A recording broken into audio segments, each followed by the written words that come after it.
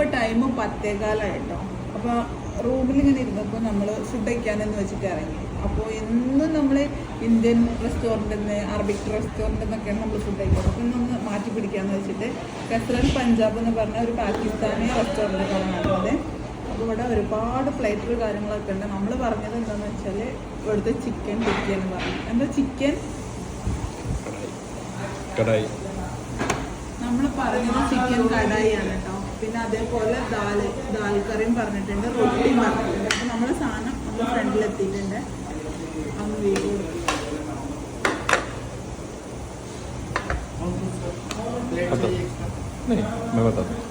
അപ്പോൾ നമുക്ക് ഇതെന്തായാലും നമുക്ക് കഴിച്ച് നോക്കിയിട്ട് പിന്നെ ടേസ്റ്റ് ഞാൻ പറഞ്ഞുതരാം കേട്ടോ. എന്നും നമ്മൾ നോർമലി ഇന്ത്യൻ റെസ്റ്റോറൻറ്റിൽ നിന്നും വല്ല മന്തിയോ അങ്ങനത്തെ എന്തെങ്കിലുമാണ് കഴിക്കാറ്. അപ്പോൾ നമുക്ക് ടേസ്റ്റ് നോക്കാം. നല്ല അടിപൊളി കടായിയാണ് പറയുന്നത്. ഇതിലൊന്ന് ഡിപ്പ് ചെയ്തിട്ട് കഴിച്ച് നോക്കാം കേട്ടോ. നല്ല സോഫ്റ്റ് ഇതാണ്, റൊട്ടിയാണ്.